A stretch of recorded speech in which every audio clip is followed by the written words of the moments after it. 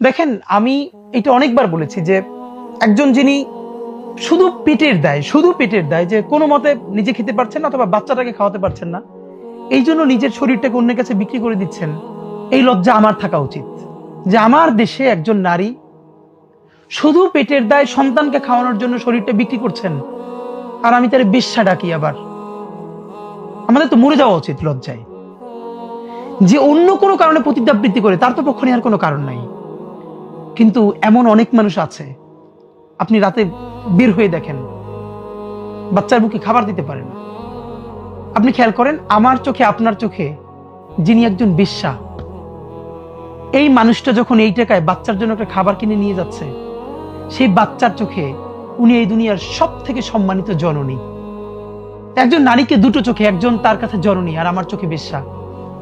একটা বিশ্বাস করেন, ন্যূনতম বৈষম্যহীন ইনসাফের সমাজ যতদিনই আমরা সবাই মিলে তৈরি করতে না পারবো, ততদিন আমরা হয়তো কাউরে বেশ্যা আরো অনেক কিছু বলে গালি দিতে পারবো, আমরা একটা ভালো সমাজ পাবো না। এই দায়টা আমাদের সমাজের। আমরা এখনো বিয়ের খাবারে গিয়ে অর্ধেক খাবার নষ্ট না করলে আমরা জাতে উঠতে পারি না।